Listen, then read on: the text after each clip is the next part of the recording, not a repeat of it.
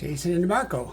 Hi, I'm Grace Lynch. I'm a 60-year-old service-connected veteran up in Rochester, New York, and it's Pride Month in many places. In July, we have it in Rochester, we have it in July, but most places have it in June. And so I thought of y'all because your ministry actually was very pivotal in my being here today. Alive. And it's been quite a journey for me. And I asked AI if, I know y'all have that ranch down there in Tennessee. I was born in Tennessee. I was born in Waverly, which is, I guess, about an hour east of where you folks are. It was in East Tennessee, and my mom came from Lenore City and Loudoun County, and my dad and his folks were from Maryville. I got folks in Jonesboro, Morristown, and in any case, so we moved up here when I was quite young. But Tennessee is still, important in my heart. So my story and how your ministry helped me is kind of a strange one. I was born in 1965 with a form of synesthetic autism. We didn't know about those things in those days. I was a kind of prodigy. I started classical piano training when I was 3 years old. By the time I was 7, they had me tested at a local university, and it was discovered my IQ was 165. My parents were told that I should be in high school because academically I could do that. But a 7-year-old on a school bus for an hour or more each way with teenagers, they didn't think it was a good idea. We were poor. We were outside in the sticks, and we couldn't afford, there was only one gifted school. So my folks put me in public schools.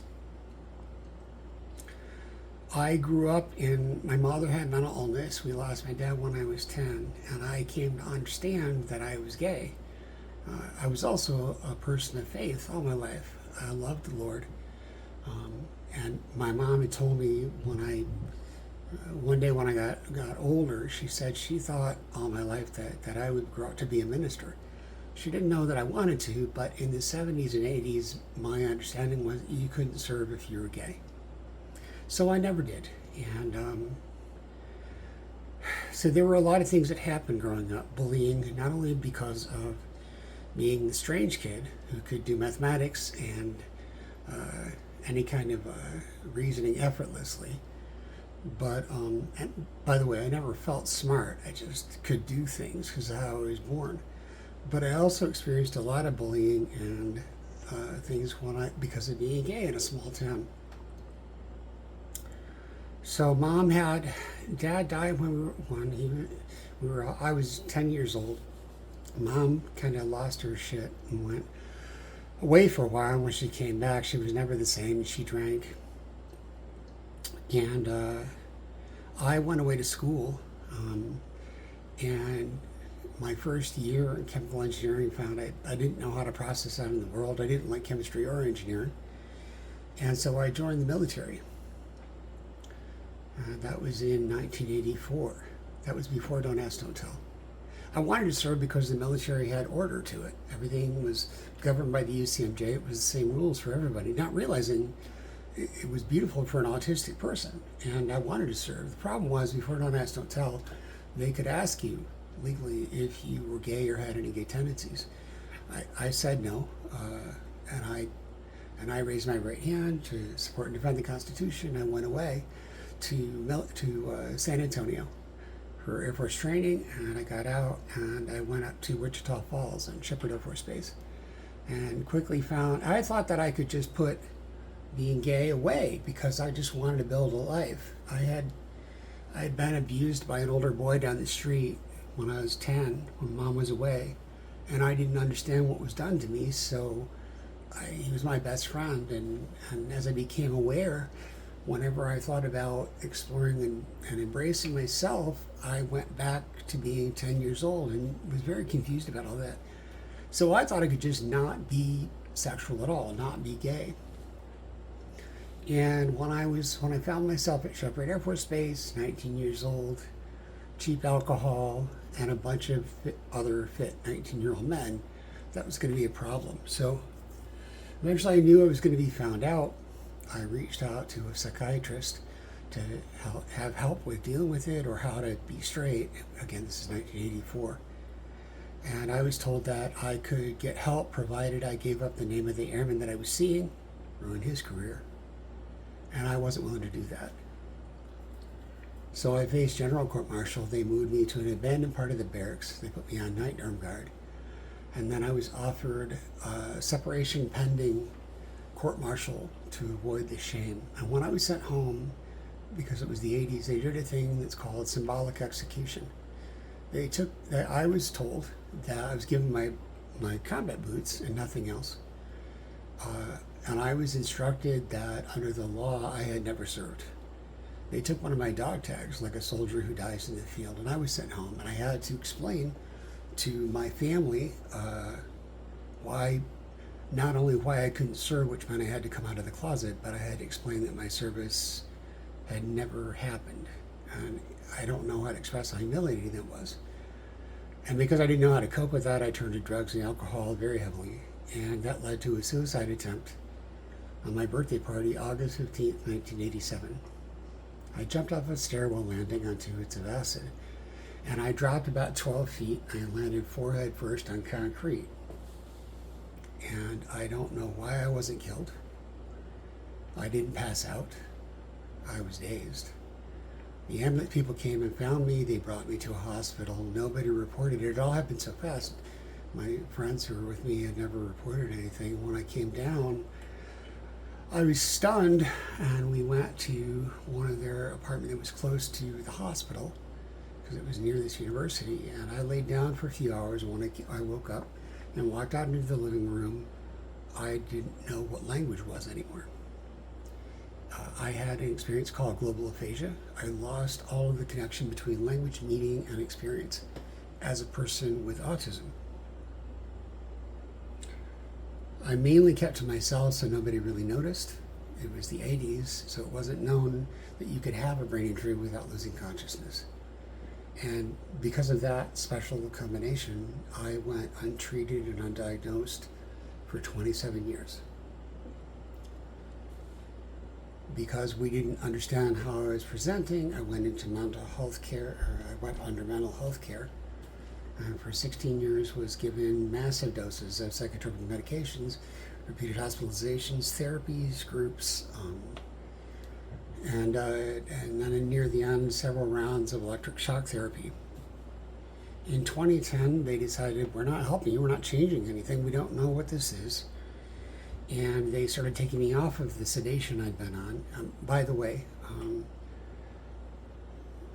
in the aftermath of my brain injury, which I didn't know I had, I thought that I was being punished by God because of being gay. I was a person of faith. Suddenly it made perfect sense. God had put me in this horrible place where I couldn't process what was happening and order things and put words to things because of Leviticus 18:22. I reasoned if I could just be straight, then God would let me come home. I married a woman, which is what a young man was supposed to do, I thought. We ended up having 2 wonderful kids, love being a dad. They're grown now, one of whom is autistic and in a graduate program in another state right now, or another city right now. So in 2010, they took me off of the meds, and nobody told me what I did have. They just told me what I didn't have. And by now, most of my life has passed, and I ended up drifting out on the streets. And but just leading up to that, when they took me off the meds, I started becoming active because I wasn't sedated. I got my first boyfriend who drank, was abusive. I didn't know that men could be abused, so I stayed with him until he almost broke my neck. I ended up at the Alternatives for Battered Women in Rochester, which I was only the second man that ever taken there. They eventually had become Willow, and they treat all people. But while I was there, that was when y'all came to Two Saints Church. And a friend of mine brought me, and I sat there, and you sang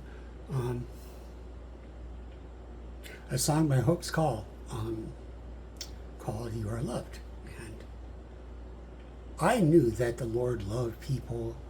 I just knew that I didn't count as a person because that's how I was raised. My form of processing to be able to do mathematics instantly, but not be able to understand how to go on a date or go to a party and talk to people. I didn't know how to be social. I didn't know why I didn't know how to be social. I didn't know why I could process in music. I didn't say that. I was born, my form of autism, I was born with an ability that processes everything on every level as a kind of music. I thought everybody could process that way. So I never really did need language. I could process and reason everything as if it's a perfect kind of, it's not music, but when I learned what music was, immediately that was like, oh, that's how I've always been. It's just you guys do it out here in sound, but that's how everything works. I listen and it's like all of my awareness comes together like an orchestra on stage, and the music that I have lived my entire life inside of sounds like one specific composer. It's one orchestra. It's perfect harmony. Everyone that I experience is that. I've never known anything else. So I've always had this kind of sense of a companion, and that is the music inside everything. So when I learned I was autistic only about 8 years ago, I learned about Dr. Temple Grandin, who has a kind of visual learning. Mine's sort of like that, but it's in sound rather than visual. The VA told me it's called synesthesia. I said, how do you make it go away? I want to get, they're like, you don't, that's your normal for you. So I had left Dan because he was drinking and beating me and keeping me isolated, and he said he had a gun in the glove compartment to keep us safe, and he yelled and screamed, and I thought I was just supposed to take it, and I didn't know men could be abused. I didn't know men could have domestic violence. I didn't know men could have child abuse or be raped as adults. I'd not been raised that way. And when I finally got a helpline saying, it sounds like you're in a domestic violence situation, I walked out on him. That's how I ended up at the women's shelter at that time, the Alternatives for Battered Women. And my life was disintegrating because mental health treatment had ended because they didn't know what it was. And I ended up sitting there at Two Saints, and you sang "You Are Loved." And I had never heard an expression of faith that felt like God saw me in my life. I had never heard an unconditional message. I knew that God loved everybody unconditionally. I just didn't know he could love me unconditionally. And I cried. And it was amazing. I had wanted to be a minister since I was little, but I knew that I couldn't because I was gay and it's not allowed. I wanted to go to seminary in the 80s, but I didn't, so I went for chemical engineering. This was the time of that I was born into, small town life. And then I heard y'all have your ministry, and you were openly gay, and you were in a relationship, and you loved the Lord. And I thought, wow. And so I sat there and suddenly had a faith that I could perhaps serve somehow. And because of that, I made a plan. I sold what I had. I went out to San Francisco thinking I'm going to get started in San Francisco and go to the Pacific School of Religion over in Oakland, not understanding that in New York State there was a right to shelter law and that various forms of care had taken care of me all of my life. I had been sedated most of that time, watched my kids grow up every other weekend. My wife and I had split very early. She didn't want any part of the mess that I was. And I was so heavily sedated, I sat in a chair for about 16 years. So I had just lived where I had been told. I'd done what I was told, because that's what I was taught to do, to be compliant. I didn't know when I got out to San Francisco, there's no right to shelter law. The plan fell apart completely. And I ended up being on the streets, homeless, wandering the United States from 2013 through 2017. And I went from, first I was in Madera, California, outside of Fresno. And then I would go to Fresno, then to San Francisco, up to Santa Ana, over to Sacramento, eventually up to Portland, Oregon. In Portland, Oregon, someone would ask me for the first time, have you ever hit your head? 27 years after I fell and lost language. And it wasn't that I had had an ordinary aphasia. Because of my form of autism, it wasn't that I had lost language, it was that I lost remembering what language was. I couldn't remember why a table was called a table. It never came back. I hit right here and it destroyed my dorsolateral prefrontal cortex. So I stopped experiencing time and I stopped experiencing context, and I just had my raw synesthesia for the rest of my life without any explanation or understanding. When they asked me if you ever hit your head, I said, yeah, but it didn't hurt me because I didn't pass out. They sent me to a neurologist who explained finally what had happened to me. You had a concussion, you had global aphasia. I suspect you have autism and synesthesia. They gave me a medication called clonidine. It's a blood pressure medication that reset my brain. It was a very brief brain rehab because there wasn't much you could do after 27 years. I couldn't find housing in Portland, so I bounced around to New York State, back to New York City, and Manhattan, Brooklyn, Bronx. I got assaulted at a shelter, and a social worker said, you're going to get killed being openly gay in the New York City shelter system. You should go back to Rochester or Portland. Portland hadn't been able to find me housing, so I came back to Rochester, and my life started over again. I got in off the streets, and with correct diagnoses, everything started to turn around. In 2017, I was formally diagnosed with autism and synesthesia. 3 years after that,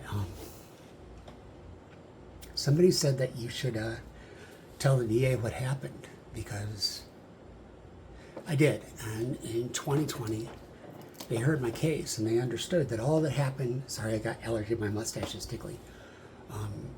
All that happened started on Shepherd Air Force Base when they symbolically executed me. And to my astonishment, the VA made me 30% initially and raised me to 100% total and permanent. For the rest of my life, they will take care of me. But there's no medical model for my recovery. So I have been using arts. I went to a PTSD art group and was playing with the pencils and found that I could paint. I was a mathematician by training. I had gone to school to get degrees in mathematics, English, and computer science, but never been able to use them. So when I got service connected, I start building a life. I start painting. I start sharing my writing. I start sharing my music. Correctly diagnosed, my mental health costs are about 5% of what they were. I don't need a lot of medications. I don't need a psychiatrist. I don't need endless blood work. I don't need endless counseling. I don't need a heavy-duty team. I needed to get weighted blankets. I needed to learn the colors that I like. I needed to learn the sounds that I like. I needed to stabilize my schedule. And I needed to get to know myself as an autistic person. And I needed to rebuild my sense of consciousness and the way I related to myself and the world. And part of that was faith. When I fell and I was 22 years old, I didn't only lose what language was in order to be able to read and write and experience listening to language and speaking for at least a couple of weeks. I never regained that in terms of reading. It's very painful for me. And that took the dots and sticks of music. I wasn't raised that you could just have music come out of your heart. Only real music had to come from Beethoven or Chopin. It had to be on the page. But when I lost everything and I had seen y'all play, and I was out on the West Coast and I was newly homeless, everything was starting to change. I wasn't sedated anymore. And I was sitting in the dining room where I was staying, and I was open more and more to my way of belief and my way with the Lord. And one afternoon, I just knew if I got up and went to the piano, a song would come out. I'd never done anything like that in my life. And so I did. I went to the piano and a song did come out, which is the first one I'll play. I didn't know that I could make music. I wasn't raised that way. I didn't feel like a person, so I thought music had to come from the smart people. About a year later, when I was through brain rehab, I would come back to where I was staying and I would go to the little upright piano in that house and play a few notes because it was the only way I could get feelings out. And that's what came to the second song, which was, the first song was sort of me feeling like God talking to me. The second song was me talking back to God. So it's only been in the last year. My life is so good. It's not any life that I planned on, but the VA restored my honor. And I know that y'all understand things about what it's like to be gay and you're being punished for it and the religious consequences, especially if you're raised in a very, I was raised, very strict, and the church isn't viable if you speak in tongues but you don't have someone to interpret. That's wrong, that's. So to learn that I could love the Lord and the Lord could love me is amazing to me. And now, I'm 60 and I'm really fortunate to be able to take care of me for the rest of my life. I get to figure things out in my own way. Autism is not the child thing that I thought it was. When Rain Man came out, I learned a little bit about it, but I thought autism was like a childhood thing, and it meant that you could, you could maybe hear a date and know what day of the week it was, some kind of trick like that. I didn't know it could be adults. I met other neurodiverse men and women. I didn't know that I could have my own form of faith informed by my autism. And I just wanted to say that you men gave me so much hope. And you, at a critical time in my life, when I was wandering out in the United States, I was so lost. And I would think of you singing that song and other songs that you sang. I can't to go around, wander San Francisco in the Tenderloin and to see people pulling refrigerator boxes over their heads and to walk the nights and not know where you're going to use the bathroom so you don't get arrested, not know where you're going to have food, or to wander around New York City. I would get despairing sometimes and want to give up, and I would hear the hymns and stuff. And it gave me the courage to have my form of faith. So I wanted to give you these songs. I'm sorry it was so long, but it's just a hard story. And you helped me find the faith that I had when I was a child. I just didn't know I could be allowed. So the first song is called I'll Give You a Song. And I feel like it just came to me. And it was the Lord singing to me. So forgive me because I know my voice, I smoked most of my life until about 20 years ago. I know I sound like Marge Simpson, but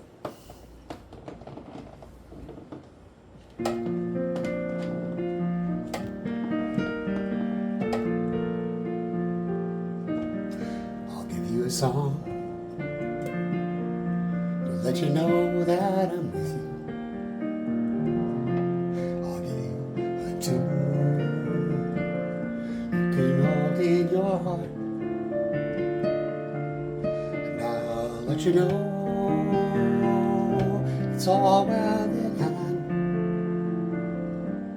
You don't have to understand, that's not your part. I'll give you a word, it's only yours for this week. I'll give you the strength to say what's on your mind. You'll open your heart and I'll tell them too. So it won't be only you, I'm by your side. That was the promise I made you when you were born. You opened your eyes, I told you your name. So you go in your way, on your way. You don't have to worry, no, you won't be the same.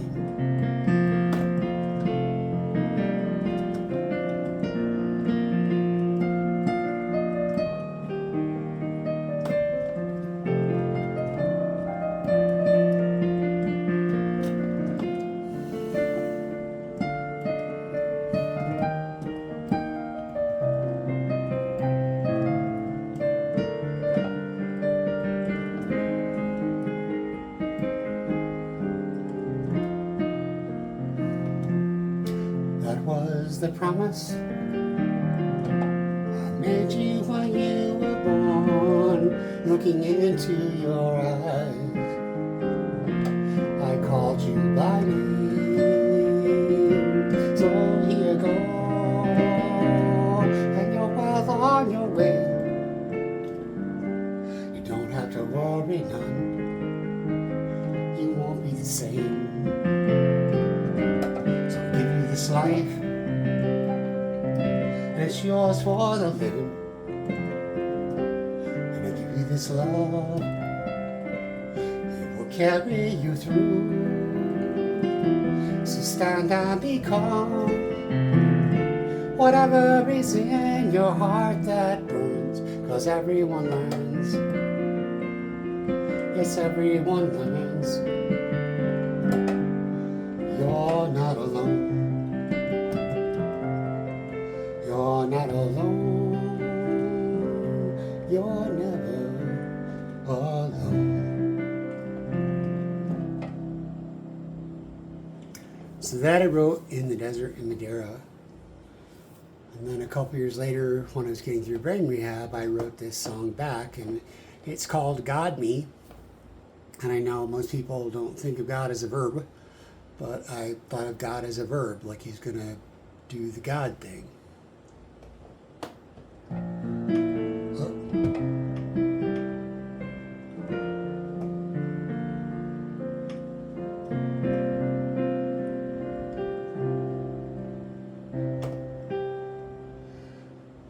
Life, oh, life can make you crazy. You're in the wrong key.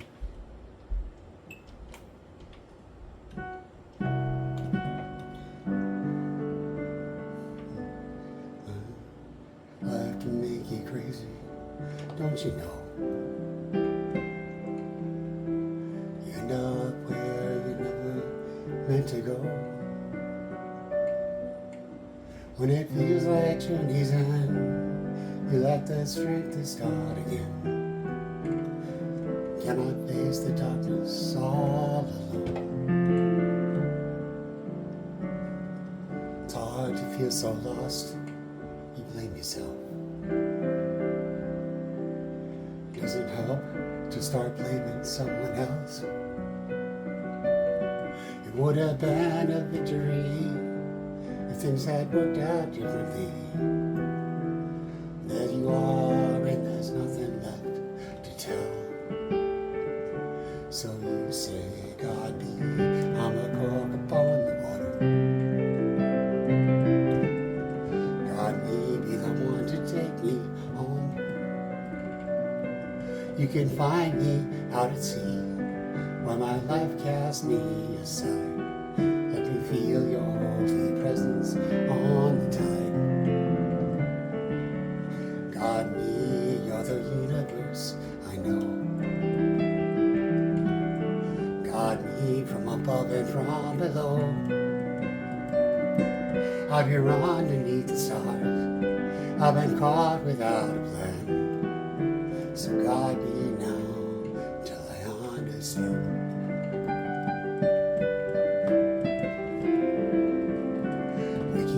From dreams the day unfurls. There's so many paths to take to cross this world. Ways we're on and ways we know. We cannot stay, we cannot go. But in the scheme of things we play a part.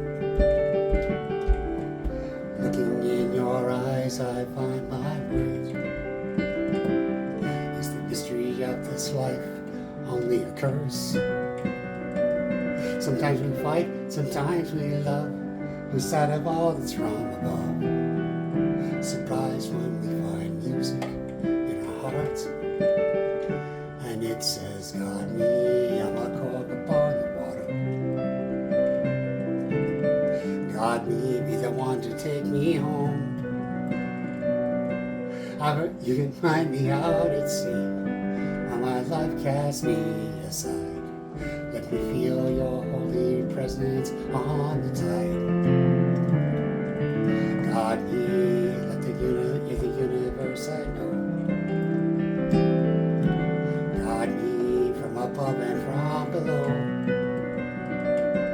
out here underneath the stars, I've been caught without a plan. So guide me now till I understand. Hold me like some planet through my life, plugging on this anchor in my soul. I'm the one who tries to do what's right. You're the one I need to make me whole.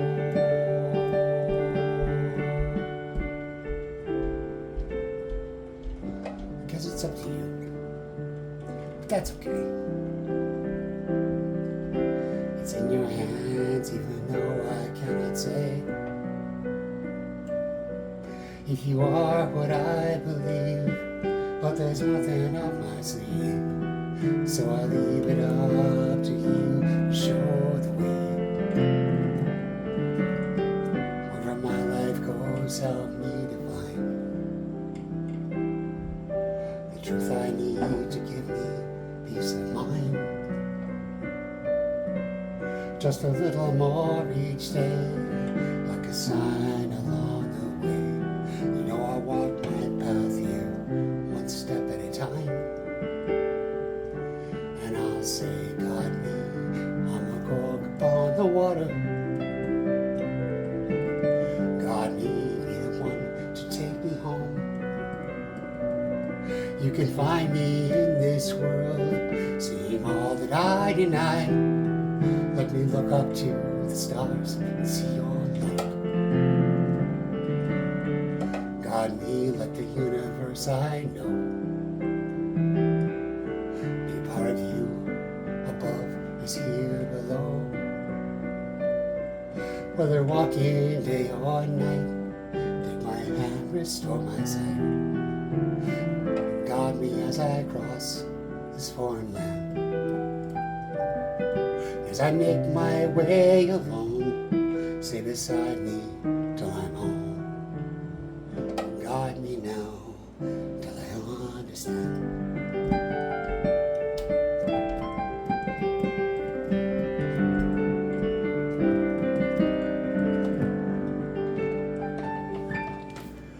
So I hope y'all are well, and I'm really grateful, and I thank the Lord for your ministry and the things you did for me and the things that you do for the LGBT community, and maybe without knowing it, for the autistic community. I'm really grateful. And I wish y'all happy Pride. Maybe I'll make it down there one day. All right, God bless you.